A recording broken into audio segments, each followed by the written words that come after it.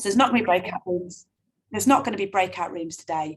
And I guess the final thing I just wanted to mention in terms of housekeeping is you can see the CC button at the bottom of your screen, the closed captions. It's a fairly new addition to Zoom. And if you click on this, it'll enable subtitles to be turned on, or if you click on it again to turn them off.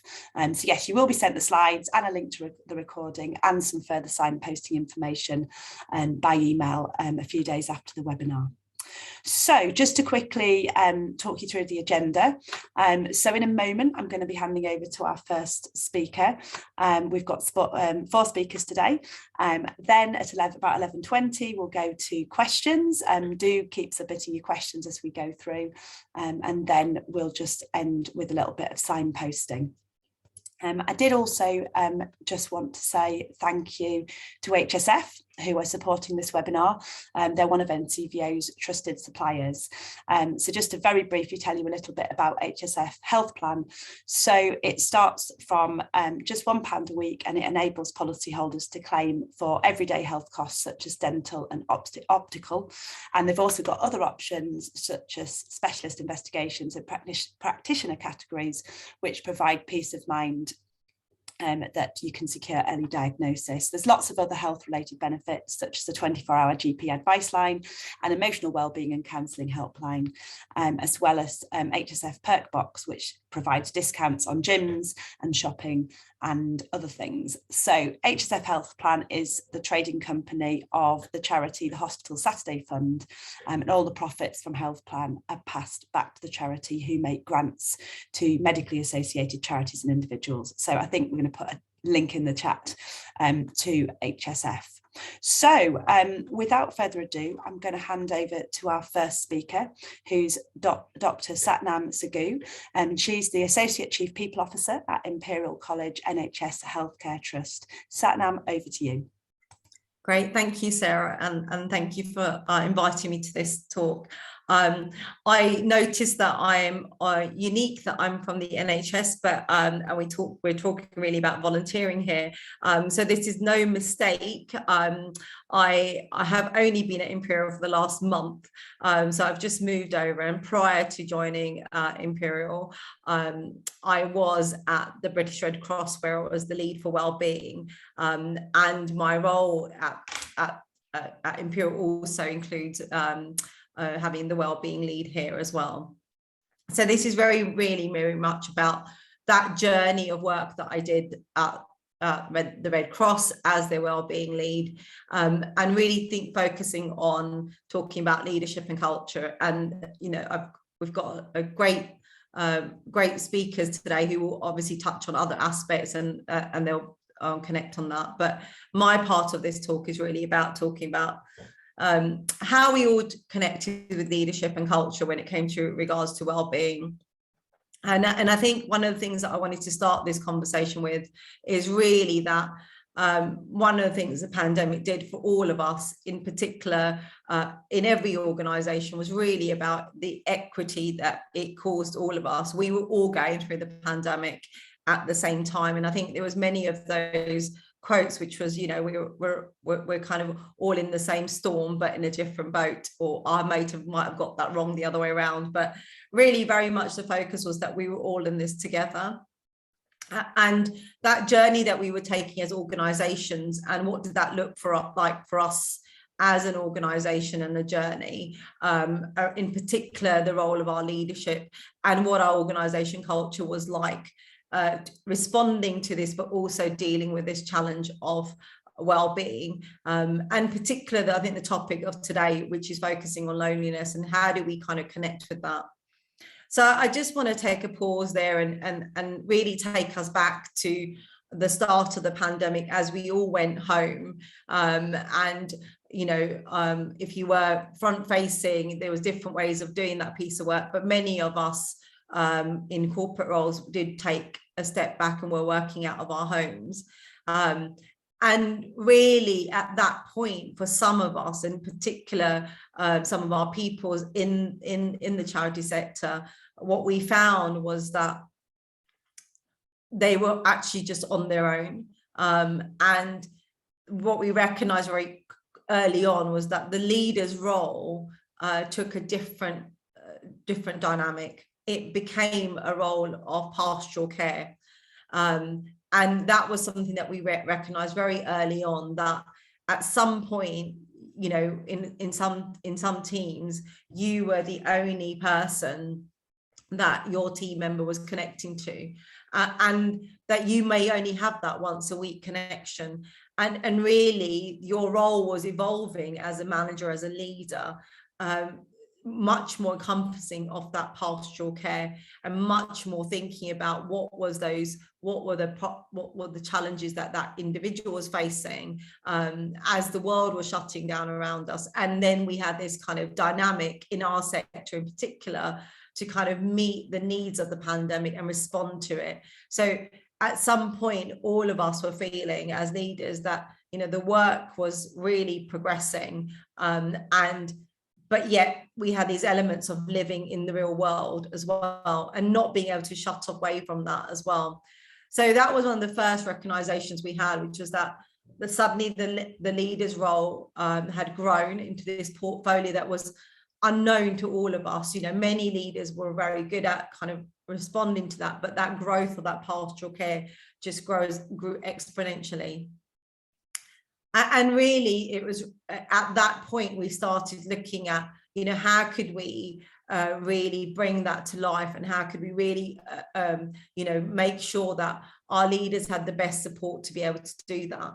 And we learned on the way, we learned on that journey of what was working, what wasn't working. And in particular, the things that we picked up on was the real life that people were sharing, and how the truest sense of authentic leadership and the truest sense of wanting to come in and be part of that. So I think, you know, today I'm talking to you from my home. This is my dining room, and there was very much of that. We were actually in people's homes, and there was an element of people being able to share that life with you. And I think one of the big moments of a eureka moment in the work we were doing with the Red Cross was very much around, and it was a throwaway comment, but it really resonated with our callers on the Zoom call. You know, it really resonated with the people that were joining at that moment. Was our CEO, Mike Adamson, just talking about that he didn't turn his head around because he'd had a bad haircut from his daughter.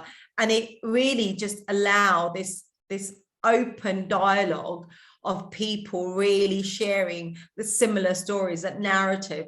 And as someone who was responsible for well-being as well as a culture in the organization, it became something that we realized that was what was needed for our people. It was that real life connection, that real life connection to you, understanding that we were all in this together.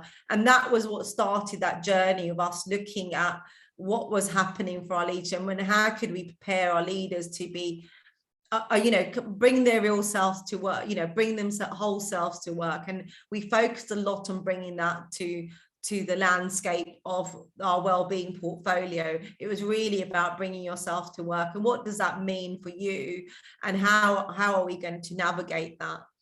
Alongside that, we were looking at tools, and I know that later on today you're going to hear a lot more about tools, but some of the things that really worked for us, which were simple, and they came from that ask from our people, which was very much around, you know, I don't have a break in the day. And I don't know about yourselves, but for me, there was really this opportunity. You know, there was at some points of the pandemic, I personally was feeling that kind of bed to desk, desk to bed, because we just got into that flow and our boundaries had blurred somewhat in that journey. And so we brought in things like Zap Zoom.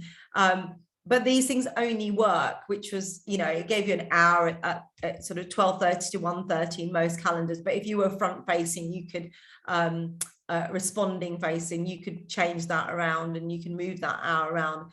But it was led by the leadership. We had lots of conversations from my exec who were talking about having Zap Zoom, utilizing that. I think it helped having a catchy title. I think it helped really having that kind of narrative. But the biggest help was really supported by that leadership. And as we evolved and took that journey through COVID and through this general journey of hybrid working, we were looking at how our culture was shifting. And one of the key building blocks of that culture was really about that many of our organizations were still asked or seeking permission to do stuff, even though our leaders and we were talking about, utilize your time in the most effective way, work more flexibly. Many of our staff and to a certain extent our volunteers were really struggling with that narrative of seeking permission to take time out. And there was a real emphasis that we did in our culture, which was, we trust you implicitly. And I think that was more, that is and still is needed, is very much around that emphasis on that culture, is around trust, and really pulling that through, really using that narrative and bringing that to life, that we trust you, our people. You don't need to seek permission. This is really about you being able to recognize what works for you in your well-being space, and that's not going to be the same for someone else. And really the role of our leaders was very much around supporting that narrative and sharing their own stories. I can't emphasize enough that our work around living our values was really, really much about bringing that to life, bringing your authentic self to work, bringing all of yourself to work. And what that meant was that you were your whole life was in consideration here. If you needed to take time out, you did that, and it worked in that much more mirrored of flexible working as well. So there was lots of things that we did. There was lots of tools that we applied. So as I said, my favorite was Zap Zoom, because it was recognized across the board in the British Red Cross and by everybody. And I must admit, having moved to Imperial only the last month, I definitely miss my Zap Zoom, because I'm in that, I feel like I'm very much going back into that kind of early days of just going meeting into meeting. And I think having those tools utilized by your leaders, walking the walk, living the values was a really important part for us, and really bringing home that authenticness of what it meant to you, but also recognizing that we were all in this together. And I think for the sector that we are, it's really important that we show that we because we are almost always helping someone. There is a beneficiary to the services that we provide, and there was an element of understanding that we created, which was very much around trust and really building that through. And I think we're living and learning as we transition now into hybrid working. What does that look like? And what does that mean for our people? But the underlying thing really around this is you can have a portfolio of tools. You can have great intranet pages. You can have all of the accessibility that you need to provide for your people. But what you do need is that much more solid leadership approach, everybody in it together, everybody living and breathing those really strong values of your organization. If our motto is to be kind to those that we serve, it should also be to serve our people as well, and really embracing that and learn. So I don't think I'm teaching you anything new, but revisit your values and behaviors, really revisit that, and ask your leaders, are you bringing your authentic self? And that helps that shift that culture. But it really is based on that human connection. And I can't end anything by saying that, the Red Cross motto was connecting human kindness to human crisis. And if there was ever a time that that motto meant the most, was at the time of the pandemic, and it continues to be. So I'll end it there, and I'll pass on to my colleague Peter, who's going to talk you through his work on the HR perspective. But I'll look at the questions that are coming through the chat as well. Thank you. Thank you, Satnam. Thank you for that. So yeah, my name's Peter Reeve. I'm the Chief Exec of the Charities HR Network. We are a network of charity organisations that work with HR people. So as you can imagine, it tends to be the slightly larger end of the spectrum. So sort of British Heart Foundation, RSPCA are all of our members. And we have roughly 100 members across the sector. I also have a day job, which is I'm the head of HR at the MND Association.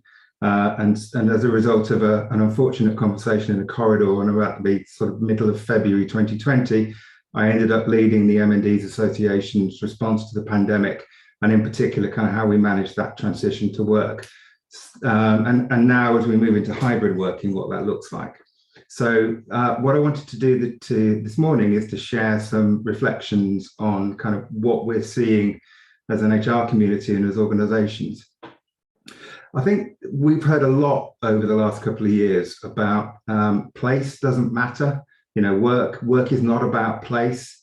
And with a great deal of respect to the academics and all the people espousing that view, I think it's absolute nonsense. Of course, work is about space. If that didn't matter, we wouldn't be seeing the kind of really quite febrile arguments between government and PCS unions about where people get to work and what that does, and commuting costs and all of those sorts of things. And anyone who's tried to do any printing at home will know that it's an awful lot cheaper to do it in the office.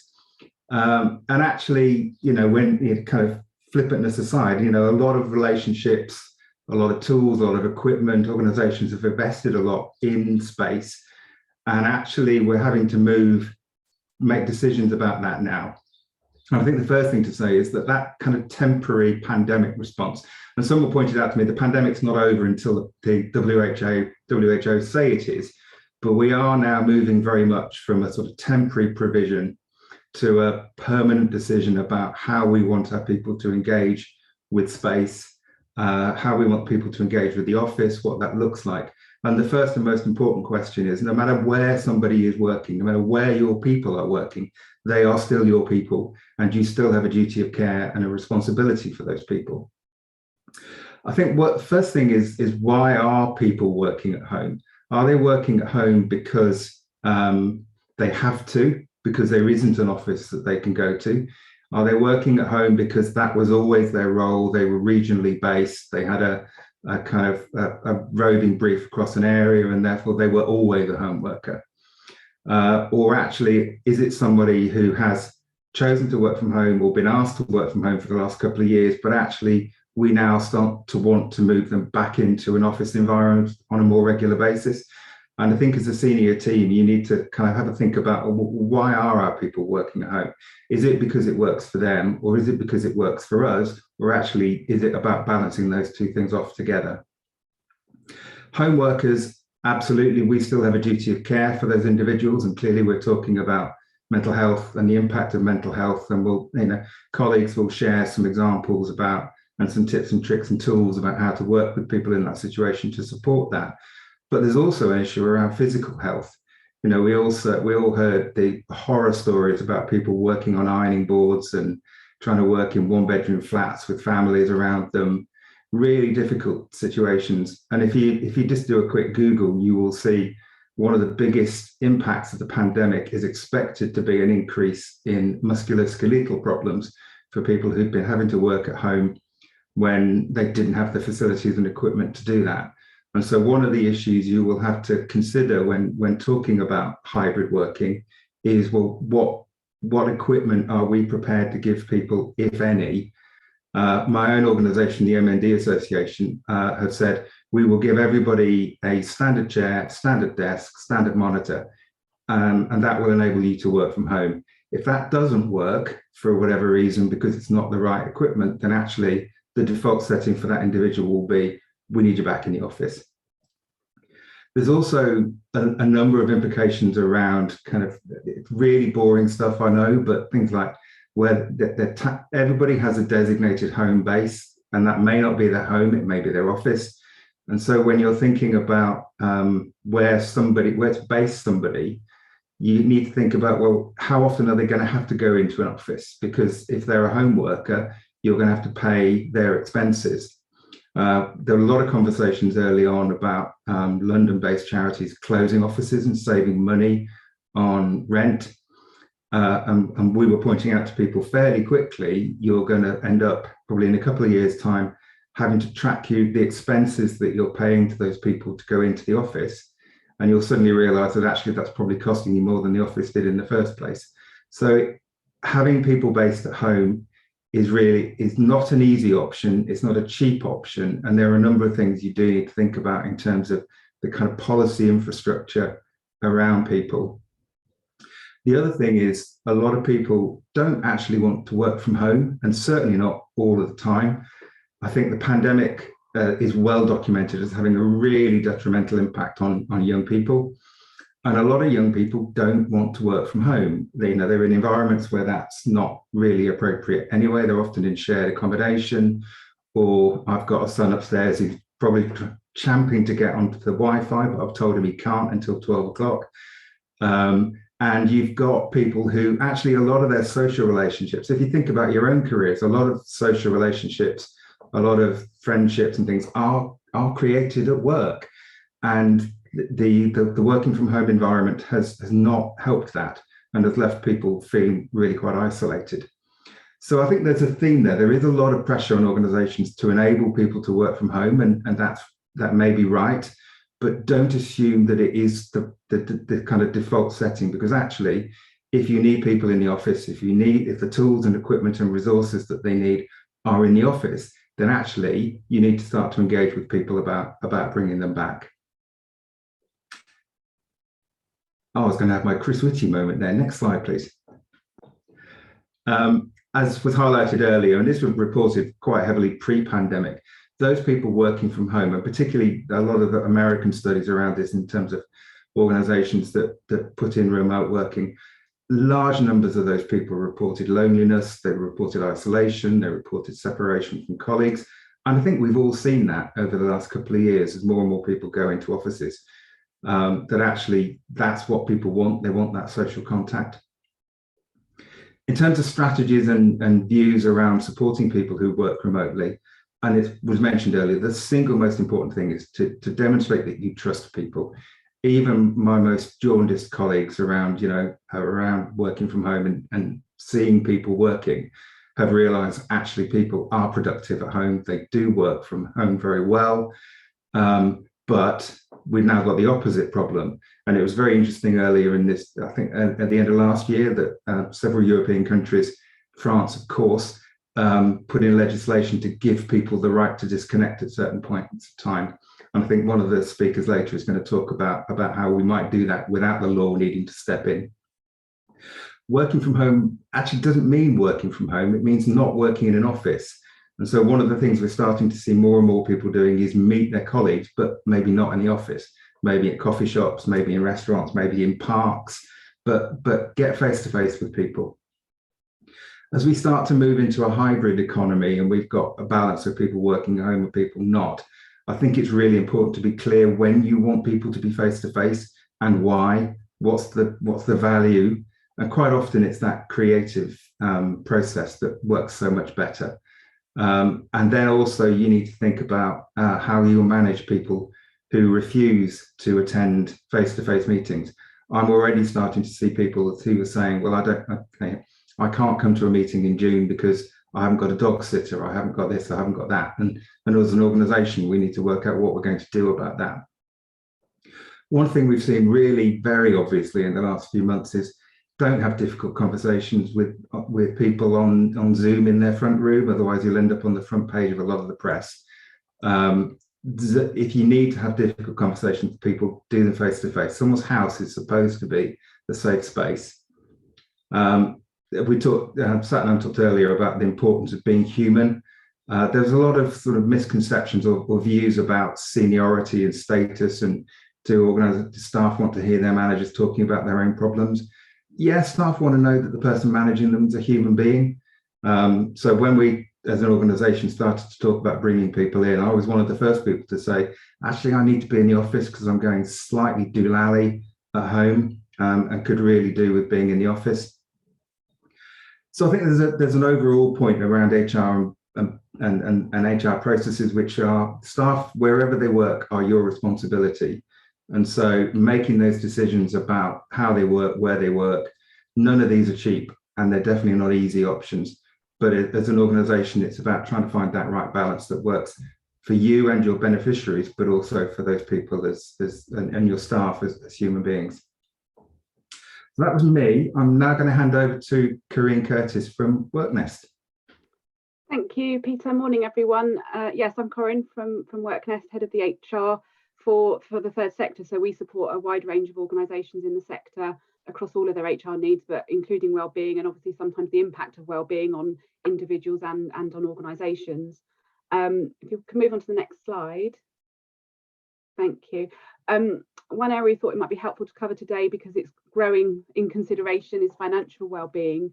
So it's worth reflecting on this. Obviously, the cost of living is a highly charged area, and finance and money is something that's very emotive for a lot of people, and it's something that we don't discuss very often. We're encouraged not to, if anything, but obviously financial security and financial well-being has a huge impact on mental health, and our ability to deal with finances, conversely as well. So, you know, a lot of people that will have financial troubles will often have mental health problems, and ultimately if somebody's struggling with their mental health, whether that's for finance or for other reasons, that has often an impact on their productivity at work, whether that's because of their concentration or the lack of sleep or presenteeism. So there is an ongoing impact, and unfortunately it's something that's becoming harder and harder to switch off from, because there's so much coverage around the crisis around cost of living that you can't, it's hard to move away from or switch off from. So as a sector, you know, it's not always that the sector is able to offer the highest salaries, and there's budgetary constraints on what can be done to help people in the financial situation. Often there'll be organisations that have quite a lot of volunteer roles or developmental roles that mean that perhaps those are the people that are likely to be most impacted by the financial crisis. And that's often perhaps younger people, perhaps single parents, or those on those lower incomes. So the concern about job security and finance then has an ongoing impact.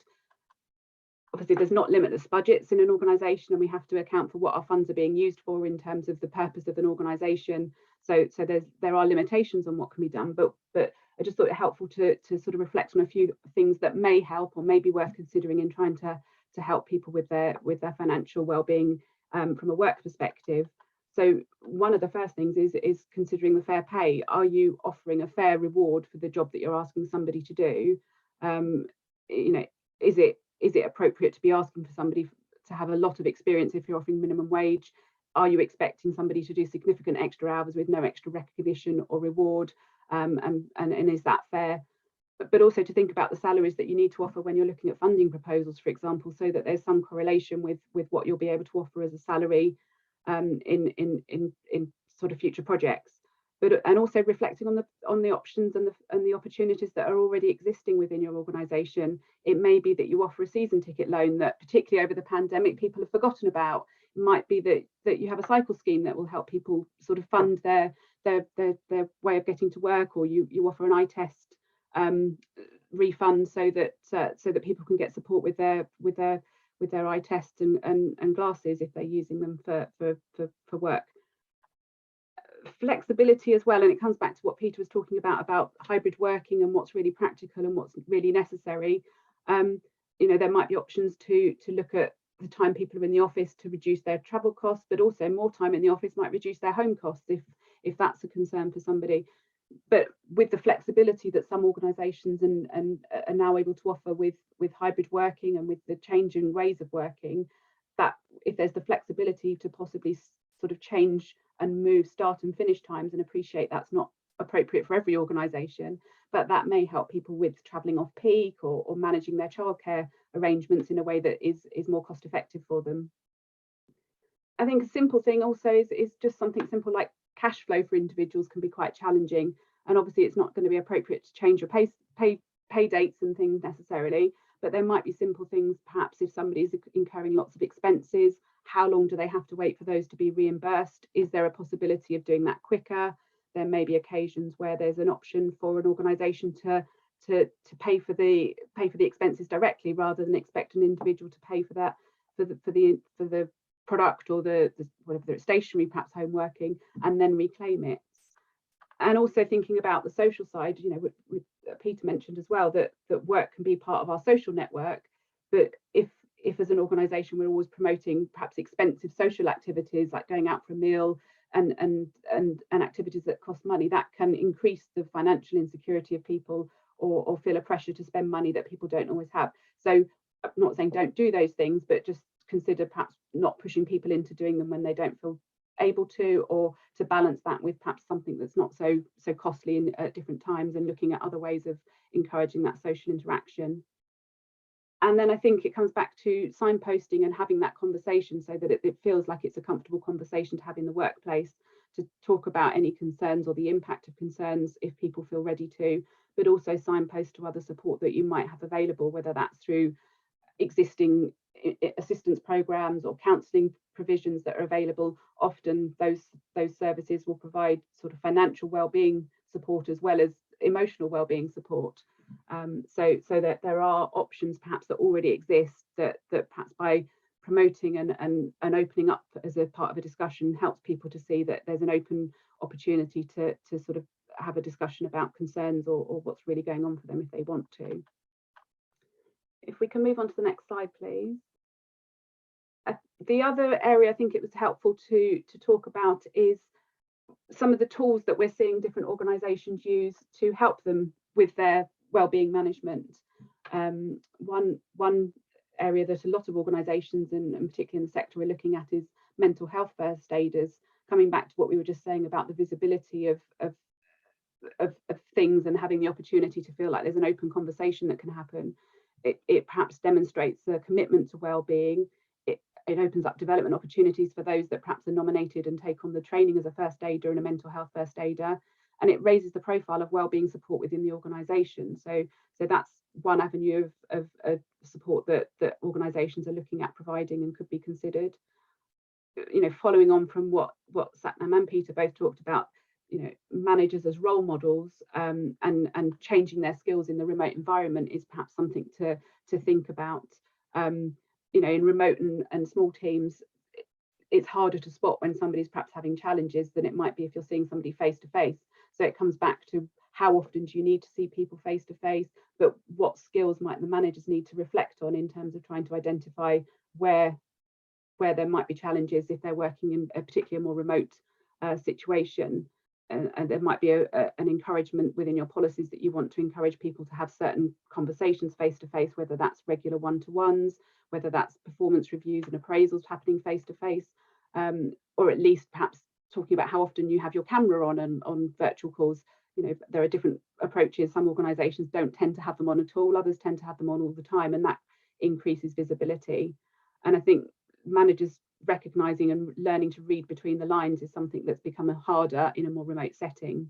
So that might change the questions that managers need to be comfortable asking to help them support their teams more sort of beneficially. I think Peter touched on sort of also going beyond mental health and thinking of the sort of setup of a remote working situation, or a dual working environment, where you might need to think about your display screen assessments for both home environments and office environments. And if you're operating a hot desking sort of arrangement for having a smaller office space with people in less frequently, is that flexible? Does that enable everybody to work successfully and healthily in both environments?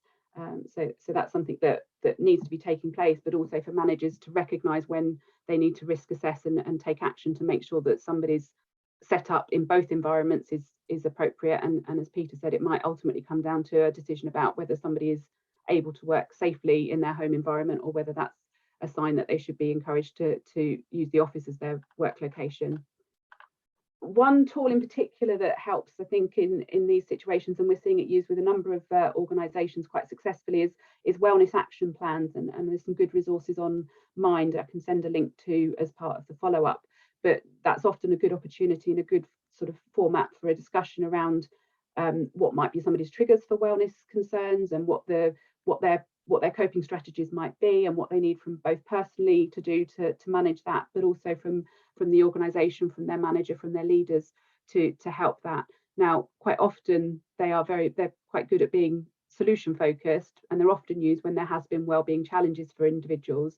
But what we're seeing is more organisations using them or some of the questions and the format of those to have as part of everyday one-to-one conversation, so that it's an ongoing dialogue about well-being, and it's not just only talking about well-being when somebody's had perhaps more of a challenging time with their mental health. And Satnam and Peter have also talked about modelling positive action. So, you know, in this sort of flexible environment, our managers and our leaders showing the behaviours that they're saying that their staff can demonstrate. I think particularly early on lockdown, there was a lot of conversation around, you know, maybe using a longer lunch break to get some health and well-being and outside time in. But often people still mirror the way of working in the office when they're working from home.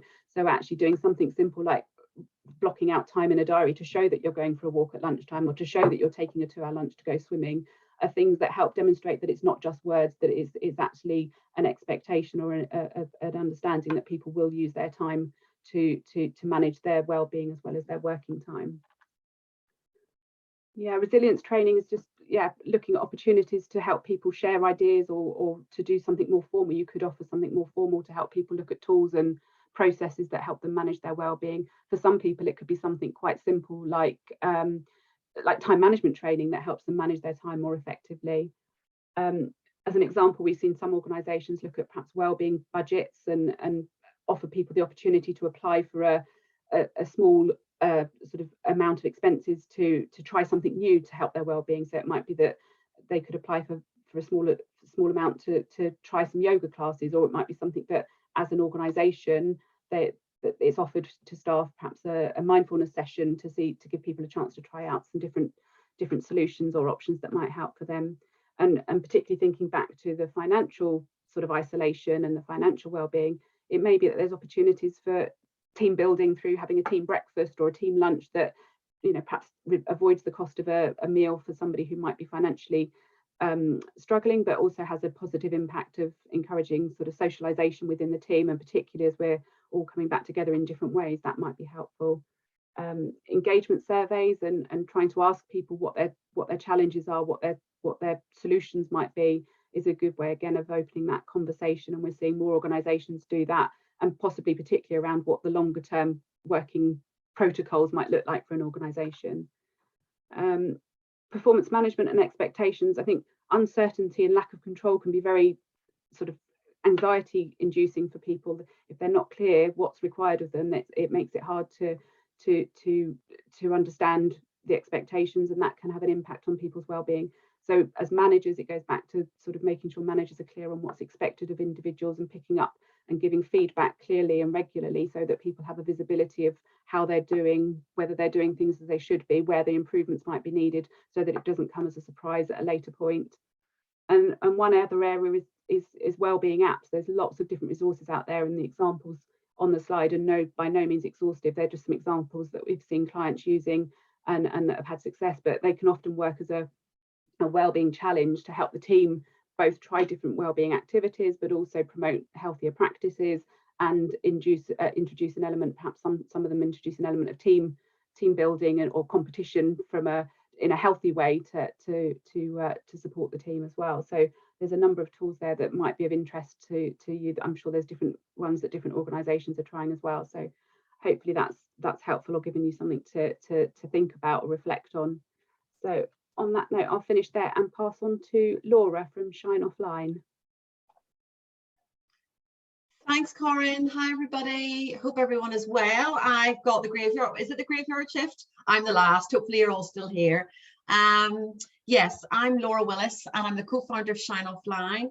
And I've got lots of slides. I think, well, it's only about 10, but I'm going to have to say next slide, please, quite a lot. So you'll have to forgive me for that one.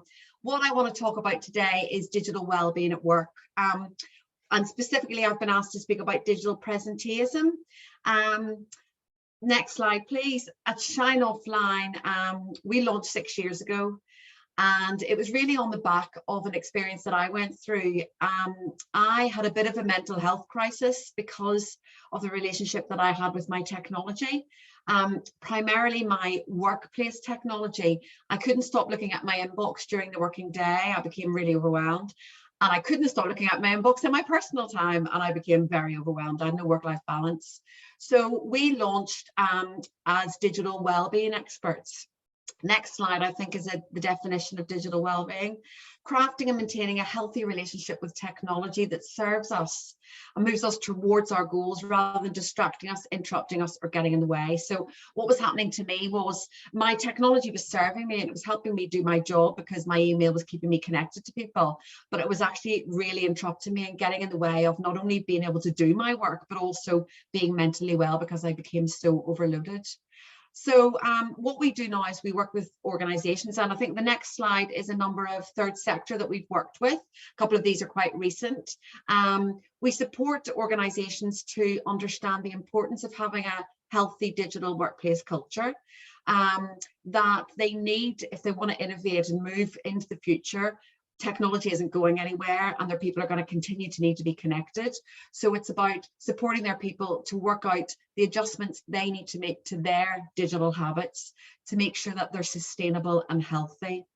And certainly with one of the charities that we've been working with recently, we have had some people report that because of the nature of the work that they're doing, this feeling like they have to be connected all of the time, working extra hours, etc., is an even bigger issue because they want to give, they want to do as much as they can for their organisation. But the reality is that tech stress is a massive problem. 83% of people, and this data is from participants from programs that we've run over the past 12 months or so. This is based on about 850 respondents. 83% of them tell us that they feel overloaded by their work technology, which isn't ideal because we've got to be connected to do our jobs. Next slide shows that 89% say that distractions from their tech is actually having a negative impact on their ability to do their work. So again, not ideal because we need to be connected. We're using our email, we're using our instant messenger, we've maybe got WhatsApp groups set up, we're on video call, etc. So not ideal. Moving on to digital presenteeism, 91% of people tell us that they're experiencing digital presenteeism. And you might experience this. It's effectively the feeling like you can't disconnect. So that might be during the working day. Oh, I couldn't possibly close my inbox or go offline for 15 minutes. I couldn't use do not disturb on the instant messenger. I've got to be available all of the time. And also in your personal time, this feeling like you can't disconnect. What happens is, well, I'm sure a lot of you now at the moment have got your phone on your desk. And I'm sure you've probably all got your inbox open. And you've probably all got your instant messenger open as well, because it's nearly 100% of people are experiencing this. What happens as a result is that what's more respected, the power of our minds to do our jobs or the speed of our response. These days we're constantly connected and it has a massive impact on our ability to do our work. And as knowledge workers who are using our brains to do our jobs, you've got to be really mindful of that. And this next slide of two people talking is really looking at the main issue here. And we've talked about this quite a lot with other speakers. We've got to talk about this because most people are experiencing some form of tech stress. Most people are feeling this digital presenteeism, and we've got to talk about it. We've got to put the conversation onto the agenda about the fact that we feel really overwhelmed at work. We feel like we can't step away and take a screen-free break. We find that we can't concentrate because emails are going off all the time, instant messengers are going off all the time. We feel at the end of the day that the pull to get back into the inbox and not be able to actually protect our personal time is really, really strong for a lot of us as well.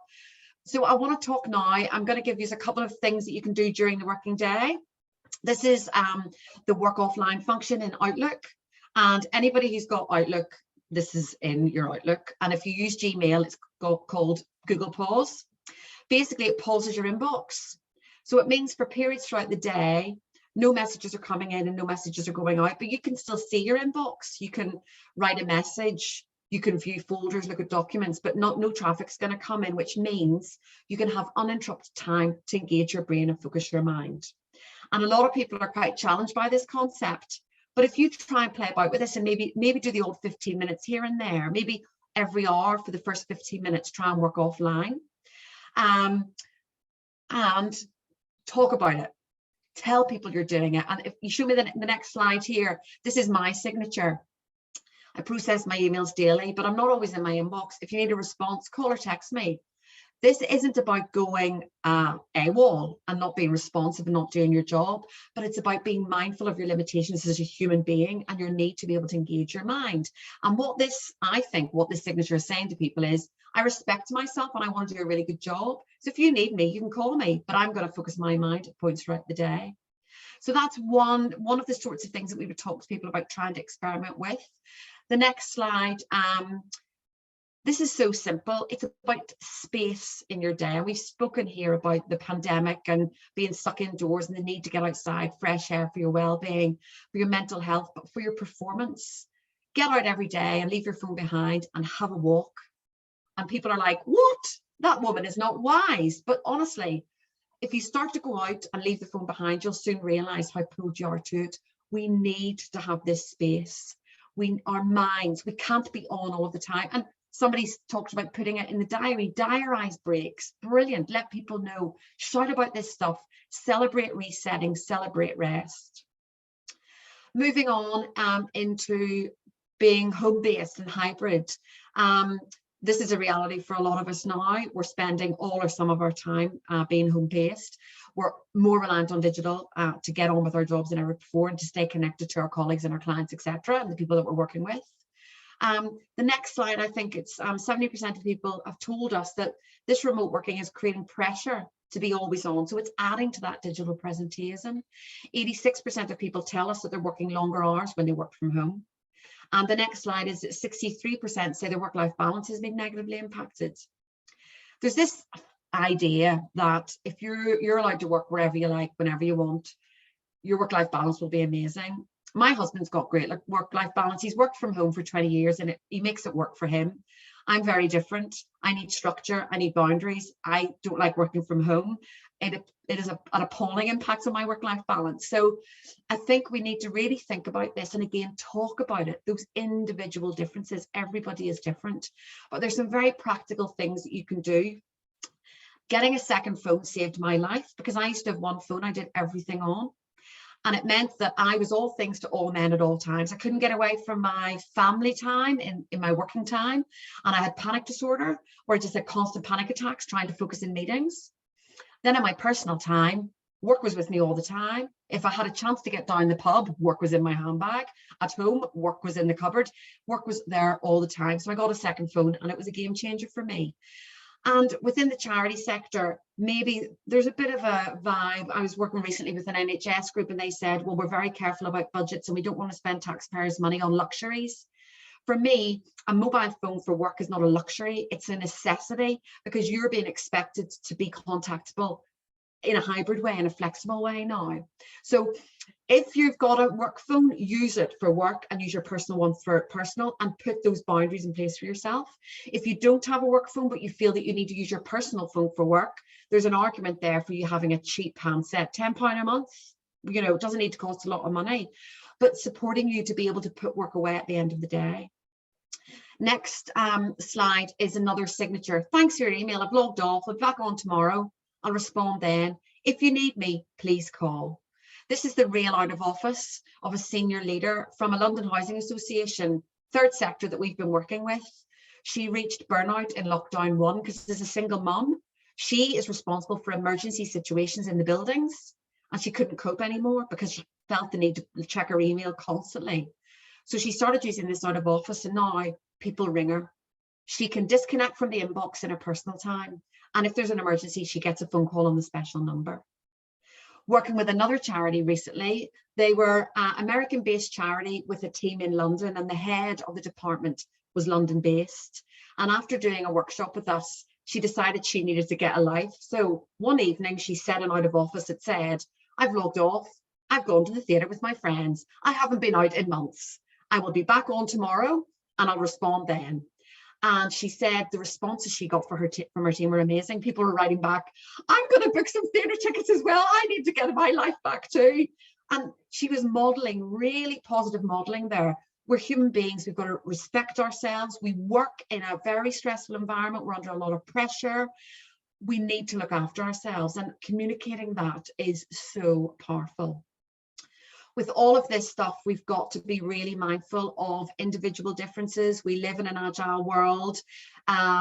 People want to work late at night because it suits them, because they've picked up the kids. People want to log on early because they get up at 5 a.m. Fine, but just because it suits you doesn't mean it should suit everybody else. Just because you want to send emails at night doesn't mean you should be contributing to that culture of being always on. By all means work, but draft and schedule those emails to go out tomorrow morning, because if you're pressing send at 9 o'clock at night, you're contributing to that culture. So I only had, like, that's 11 minutes. I've gone over, really sorry, too much to say, but we've got a blog on our website, which is shineoffline.com/blog. Loads of information there. And it's basically about getting it on the agenda, talking about it, being kind to each other, and understanding that you play a part in contributing to the culture within your organisation when it comes to digital behaviours. And now I'm going to hand back to Sarah. Thank you, Sarah. Wow, thank you so much, Laura, and thank you, Corinne, Peter and Satnam too. Such a lot of information in those presentations, and so many tips and tools and ideas for all of us to think about. So thank you. We're now going to open it up to questions. We've already had a few questions come in, so I will kick off with those, but do feel free to ask any more that come to you as we're going through. So the first question is, what about staff that we think are not likely to ever come to any face-to-face meetings? We have a staff member with a severe health condition who lives quite far away and is unlikely to ever come to the city, let alone the office. We also have a lot of volunteers that are based around the country and not in our area. I was wondering if I could maybe address this one to perhaps Corinne and Peter. I mean, happy for any of you to come in on any of the questions, but maybe if I start off with you, Corinne, with just some thoughts on this, then come to you, Peter. Yeah, absolutely. I think probably the sort of starting bit is having a conversation about what the reservations are about attending, and also looking back at what were the original requirements of the job, because we've got the contractual arrangement about how that person was employed, but also then need to try and understand what the reservations are, what has changed perhaps if they were coming into the office pre-lockdown, and looking at that perhaps from a risk assessment point of view. You talked about in the question about the staff member having severe health conditions. It might be that there's a need to explore that in a bit more detail to understand what that actually means in practice. I think there's sometimes, and particularly as we're coming out of the pandemic, there's perhaps the different consideration about what's a genuine concern in terms of a medical position and what's a concern from an emotional position. So trying to understand that, to look at how those could be managed. Is there a way to address those? Can adjustments be made? Can things be changed? What is the necessity to travel into the office from the job? If it's a case of it was never required pre-pandemic, then it, the argument might be, well, what is needed now? So particularly from the staff member point of view, that might be something that needs to be considered and looked at to try and work out, is there a path that will enable somebody to find there's a solution that can be arranged or met between both parties, or does something a bit more formal need to take place in terms of trying to understand what the challenges are and how they could be resolved, if they can be resolved. I don't know if you want to add anything to that, Peter. No, well, I suppose when you talk about what more formal options are, probably one of the greatest misnomers in employment law is the flexible working request, because it's an entirely inflexible working request.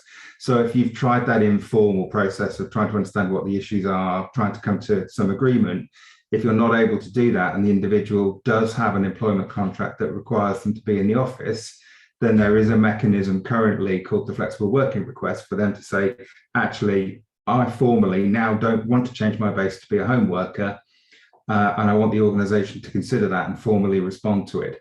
And so they have to write to you to say, that's what I want. I feel I can work successfully from home for these reasons. I think the impact on the rest of the team will be this. And on that basis, I want to change my base location. And you have a period of time to look at that and make decisions. And I think, so there is a formal route, and we're very much taking that approach. We've not had many of these, but if somebody says, actually, I was office based, I now want to be permanently home based, we say, right, okay, you have to make a flexible working request, setting out what you want, why you want it, how you think it will impact on others. And then we have an obligation to consider it and make a decision. And that decision is based on the needs of the business, as well as far as you can, balancing the needs of the rest of that individual and the rest of the team.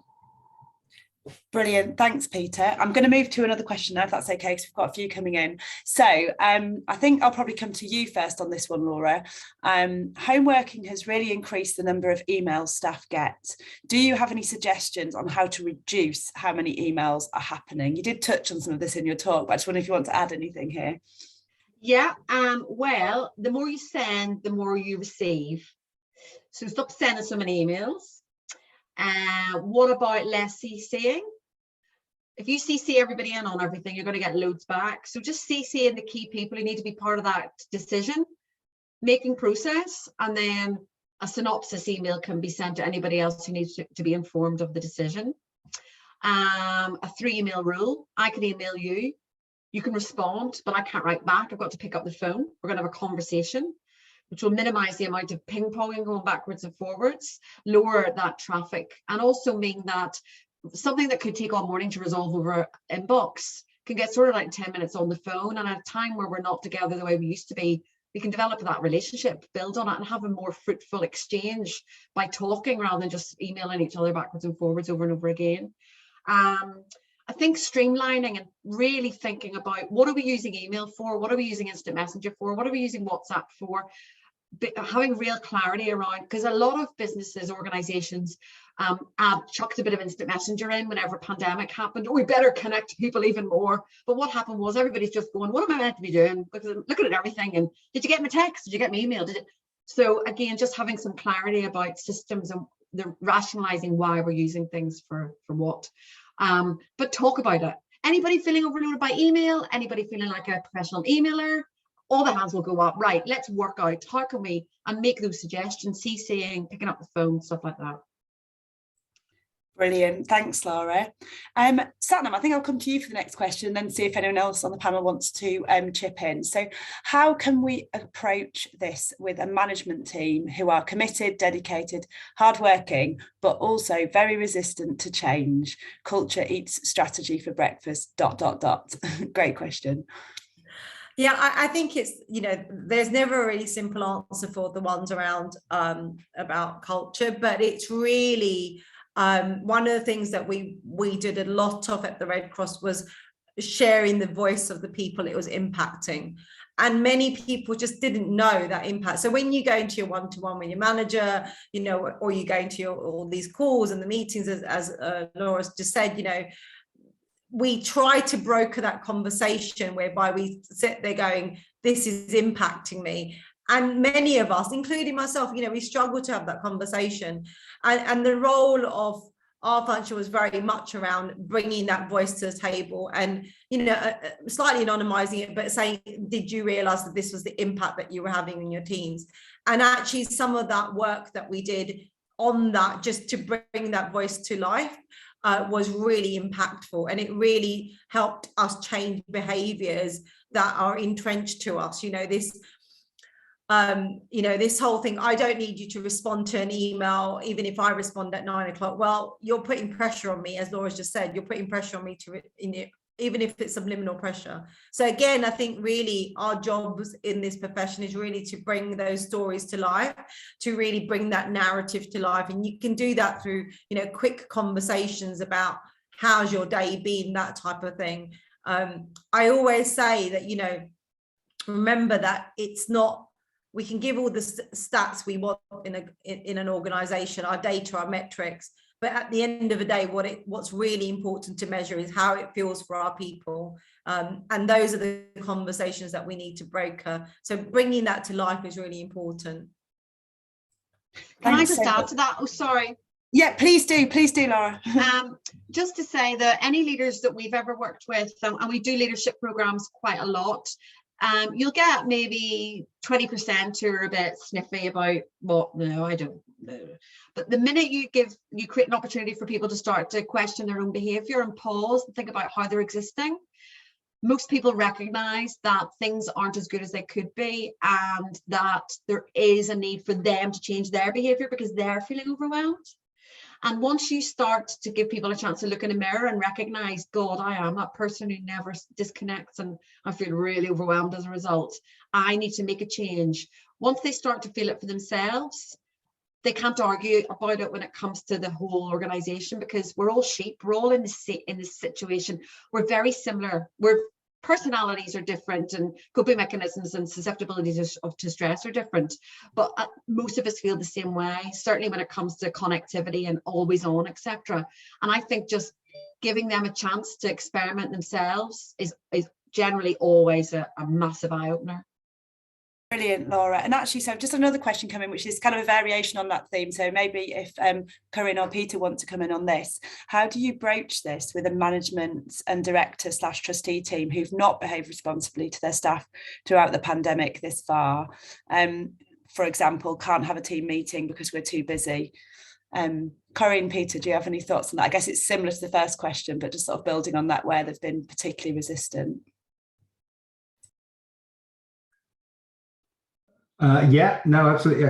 I mean, straightforwardly, the whole kind of perspective on change, I think, is that for everybody has got. If you can't demonstrate that your organisation has had to be fleet of foot and make dynamic changes in the last couple of years, then you're never going to be able to.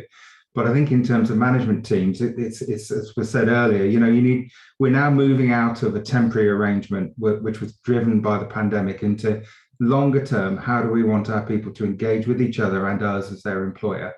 And I think if you have to frame the question around that, which is, you know, we're building a culture for this organisation for the future, and we need to make sure that that's right and positive and engaged.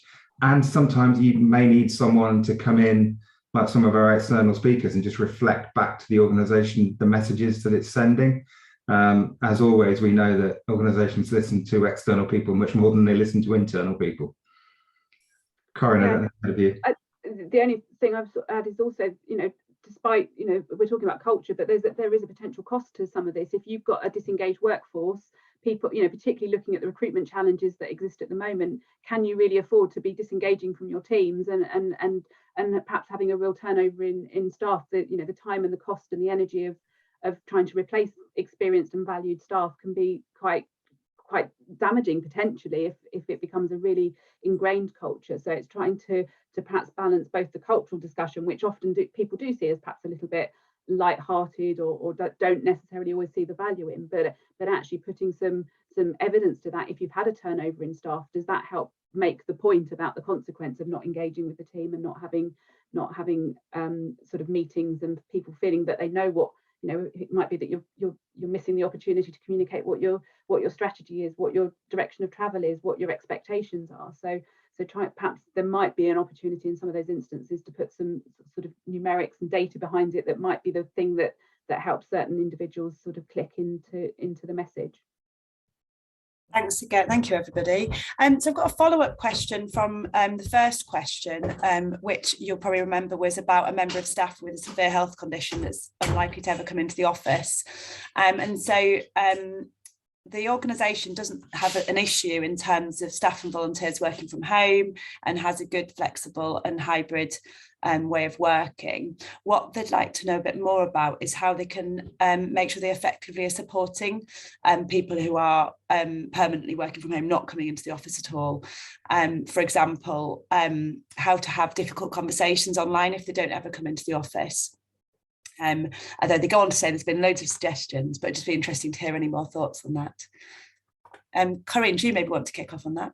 Yeah, I think some of it's a little bit about planning as a manager, as a leader, planning that conversation a little bit so that, you know, hopefully, depending on what the difficult conversation's about, there might be an opportunity to preempt that, perhaps having a conversation to a little bit more informally to sort of say, look, we need to pick up on X conversation and have a conversation about that. You know, let's make sure that we pick a time that, you know, let's not do it once the kids are home from school, let's try and do it, you know. So while, like Peter said early on, your home environment should be your safe space. So if you've got to have that conversation in that environment, you don't necessarily want the whole family running around in the background. So trying to find a time that's going to be appropriate. It might be that's where you encourage them to take the call somewhere potentially that's appropriate, you know, outside of the home. Now that can be difficult because having that type of conversation from a coffee shop isn't necessarily right either. It might be looking at opportunities to try and have that conversation face to face, and it might mean that there's more effort required from the manager to do that. So I think some of it will depend on the type of conversation, but it's also trying to then perhaps preempt so that that the timing of it is managed so that it's not at the most inconvenient point of the day for the individual. You know, sometimes it depends on what the conversation is. You don't want that on a Friday afternoon to just to interrupt their whole weekend and be a difficult sort of thing that they're mulling over, perhaps with nobody to talk to afterwards. But Peter, I don't know if you've got anything else you want to suggest. I think you've largely covered it, Corinne. I mean, yeah, don't do difficult conversations on a Friday afternoon. I think we knew that anyway as human beings. And if you know who's in that individual's kind of social network, maybe get somebody just to check in on them later, see how they're doing. But if it has to be done at home, it has to be done at home. But you know, as Corinne said, give people a chance to get their heads around the fact that this isn't going to be an easy conversation before you have it. Thanks both. So another question, which I think builds on some of the things we were talking about earlier.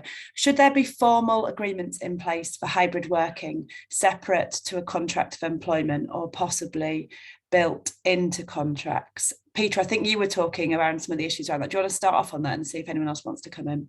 Yeah, of course. I mean, straightforwardly, from our perspective, no, because in most arrangements, contracts trump everything. Where we refer to hybrid workers, those are individuals who have a designated office base, they have a designated location that they should be working from, but as an individual and in consultation with their manager, they have chosen to work somewhere else, i.e. their home. And therefore, actually, I think trying to set up formal agreements around that is a distraction. And it also presumes a little bit about the trust issue. You know, we trust you to engage effectively with us and properly with us, and actually we'll deal with the individuals who don't do that as and when it happens, rather than trying to set a framework that says, you know, you must answer your emails within half an hour or whatever that looks like.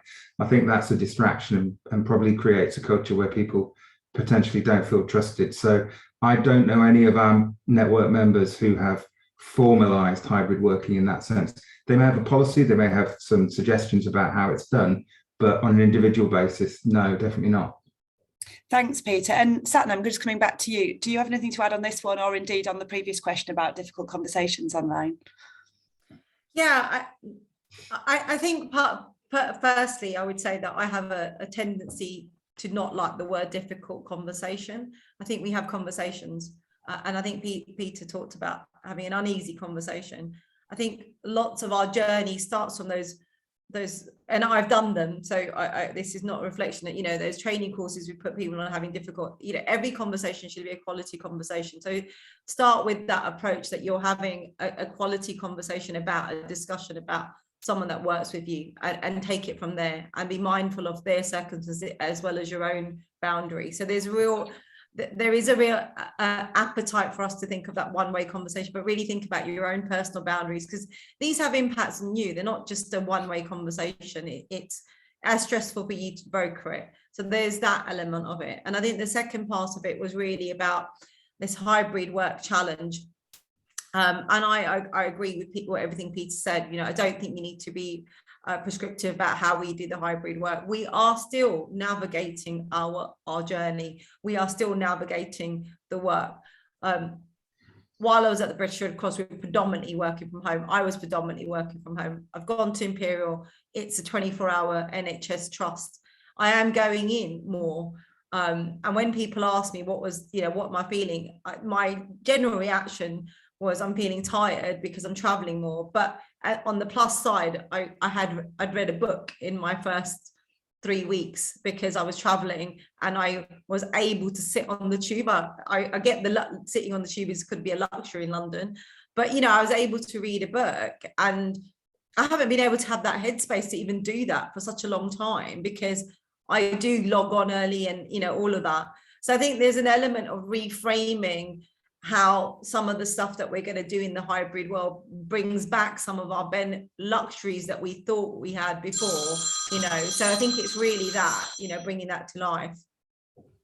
Thank you very much, Satnam. And we're going to have to finish there. For those who haven't had their questions answered, we will email you by way of follow-up.